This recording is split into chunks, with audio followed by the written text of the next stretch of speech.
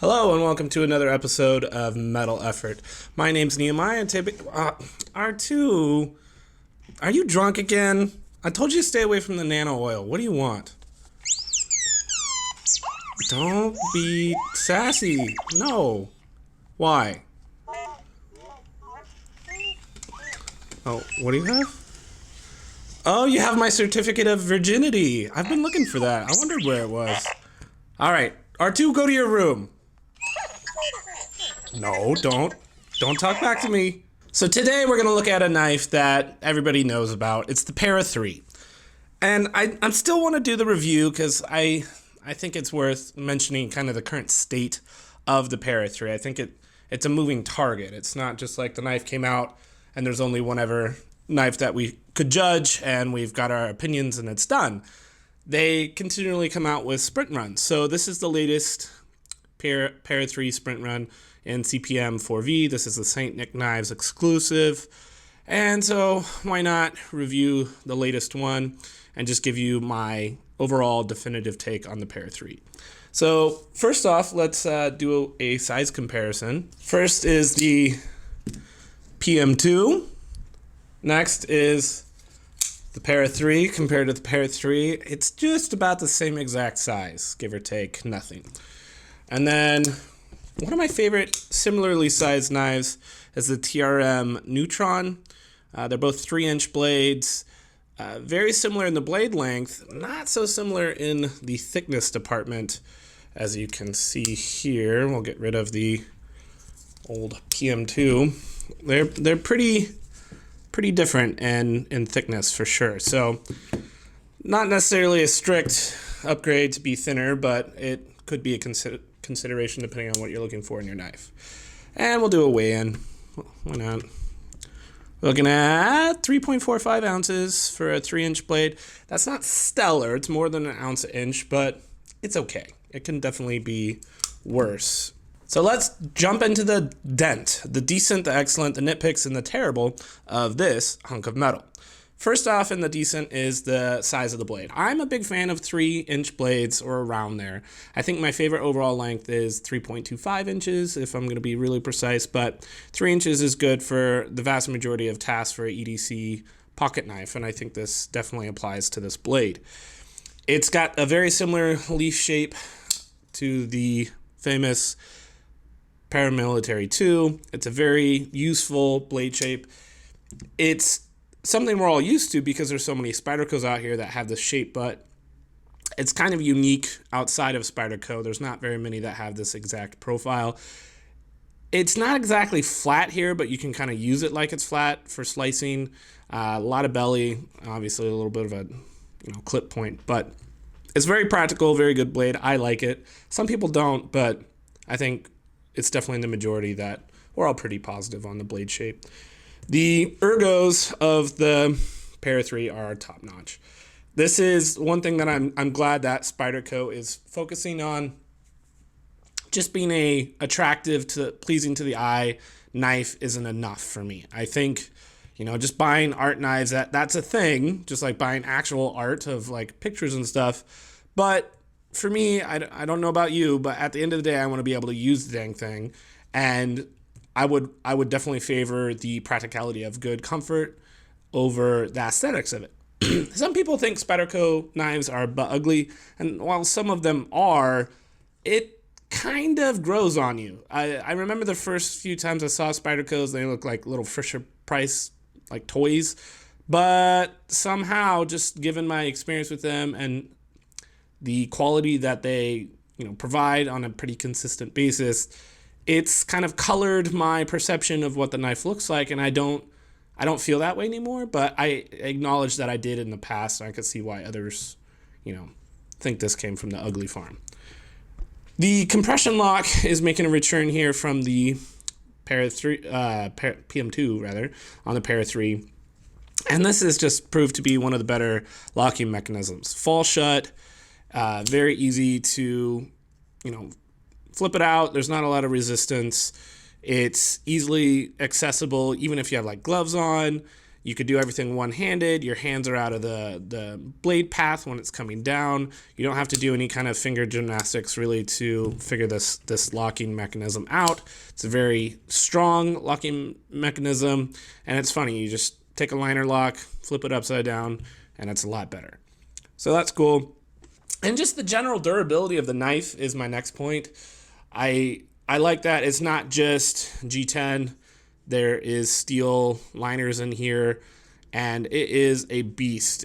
It's extremely rock solid, no blade play, and you know that you could just use a Spyderco Para 3, and it's going to be a beast for you for a long time. In the excellent, this is probably one of my favorite things, not just about this knife, but just about Spyderco in general, is all the different steels that this comes in. So the vanilla S30V is there if you're just going to buy a stock version of a Para 3, but they have, you know, Crewwear, they have M4. This is their first 4V knife. 204P, they've had M390, Rex 45. There just tons and tons of steels that, you know, are really just kind of upping the game of what's available in, you know, mass quantities for the most part. You can experiment with what would otherwise be very exotic and hard to get steels, which is awesome. And so depending on, you know, your task, what you want out of your steel, the things that you value, you know, are you in a really arid place? Are you in a situation where you're not going to be able to sharpen your knives very often and you need good edge retention? Do you need to use it with food and you don't want it to rust? There's all kinds of considerations. And so just by the sheer number of steel options, there's going to be the right fit for you. So I really think that's Spyderco's, you know, strong point. And I think more than any other knife, in the same amount of time, they've come out with more steels for the Para 3 in less time than the PM2 even, considering that that's one of the all-time greats. That's saying something. So awesome. That's great. Let's move into the nitpicks. Some of the nitpicks are, I've mentioned this on a couple of other of my videos just because it's so stinking annoying. This lanyard hole is just not inspired. It's giant. It takes up a bunch of space. It affects where you can put the clip. The clip is really low down.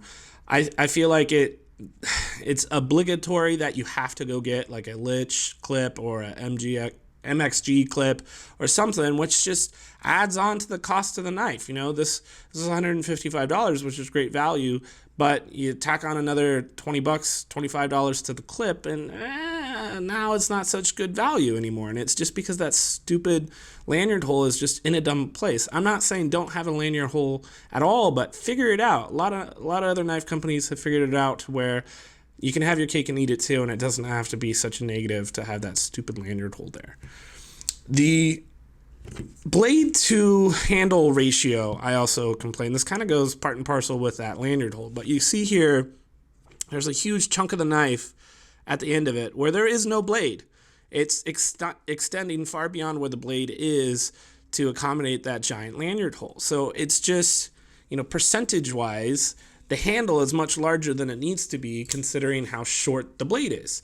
If you took that lanyard hole out, made a different kind of lanyard hole, made it up here, somewhere else, some other different design that millions of other knife makers have done, you could either keep the handle the same and have a bigger blade and have that 3.25 inch blade that I would like, or, chop that part of the knife off and then you just have a smaller knife that's a little bit more portable. When you're holding the knife, that part of the knife handle can definitely go away. It wouldn't be a problem to ergos for most people. Do one or the other. This is like right in the middle of like suckitude, so I don't like that. Another thing, and I don't know like what the percentage is, this is just anecdotal evidence of all the Spydercos I've had or purchased. I feel like the detent is kind of a crapshoot. I had a PM2 Crewwear where the detent was like a wet noodle. Not cool. I have this M390 PM2 and the detent is like perfect. I mean, very authoritative, very satisfying, like amazing detent. If every Spyderco came out like this, I would unabashedly just buy them online and not have a problem. Then I have some that are not quite as good. This is like 90% of my PM2, It's very good. This is acceptable. I like this one a lot. It's just the right amount to where I never have a failure. This one is definitely better than my Crewwear PM2 was, but it's maybe 80% of the Perfect D10, a little bit worse than this one. Still acceptable, I guess. If I didn't have this Para 3, I probably would keep this one. This one's already sold. It's going to somebody else here in a couple days. But I just don't like that it's kind of a crapshoot. And it's not like I can return this and get a different knife from St. Nick Knives. I mean, these sold out in like an hour or two, and they're gone. They're gone forever. You know, I could maybe send it in to Spyderco to get it fixed, but I don't know. Maybe they do it, maybe they don't. I just don't want to have to wait that long to get something like that fixed or not, and not even know if it's gonna truly fix the problem. So it's not bad enough that it's like stay away from Spydercos or stay away from the Para 3. It's just enough of a crapshoot that it's frustrating, and it's something that we can't just fix. It's not like a critical flaw. It's just when they're making the damn things and they're doing their quality control, they can do a little bit better and make sure that they're all leaving with the really good detent and not the really crappy detent. Last thing is just how wide it is in your pocket. Now, this is kind of par for course with Spyderco's, vast majority of them having an actual thumb hole. Some of the smaller ones, that just have the hole just to say they have the hole, but don't actually have a spider hole. Those can sometimes be a little bit thinner, but the vast majority of them, as you know, it's going to be very wide in your pocket. Now, when you stick it in your pocket, the wide part is on the side that you're not necessarily going in. If you're right-handed, tip up. And so it's not that bad. It's usually the part of the pocket that you can't have anything in there anyway. And I don't know. It's more of just, if you measure it next to a knife, it's really obvious. But it's not a net zero effect. There is a chance that it's going to affect how much pocket real estate you have after you stick this sucker in there. Now, just one terrible thing, and this is going to be a little bit ranty, but it's kind of, it's good and it's bad. I understand why Spyderco does it. It's these damn sprint runs. So we like the gotta catch 'em all mentality. Humans, we've evolved from like mammals that would sometimes need to scrounge for nuts and berries, and we'd have to like hide them, and so there's just that scarcity effect. And sprint runs are preying on that evolved feature that we have in our mental, like monkey-like brain. This is something that I wish we could just evolve past. I want Spyderco to come out with the new steels at the same number of steels, do the same thing, and just say how frequently they're going to come out. It's not just a one-time sprint run. Let's say this is Gen 1. If it sells out in 10 minutes or an hour or whatever, it sells out at all in the first week, then we're guaranteeing there will be another run in X number of months. Like, if you did something like that to where people aren't just going to say, oh, I'm not going to buy it because it'll always be available, because if it doesn't sell out in a given time, then maybe that is truly just a one-time sprint run. But if you have the carrot of like, hey, it sells out soon, maybe you cannot buy it right now. You are just financially not able to do so. At least all the other people running out and buying it is going to ensure that there'll be another run. Change the system. There needs to be a little bit more of like availability and not assholes, charging up the wazoo. I went on to Knife Swap and I posted this, and I intentionally put it probably $50 cheaper than I could have, still slightly more expensive than what I bought it at to pay for shipping. But I just don't want to be a douchebag, because there's a lot of douchebags out there that are just buying these and flipping these because they can. And we want to get knives into people's hands who are going to use them and appreciate them and, pay the right price for them. And so the demand is high, not because this knife is that phenomenal and that it's worth that amount, $250, but because of the scarcity. It's an inflated value proposition that you're adding onto this knife, and I don't think you need to.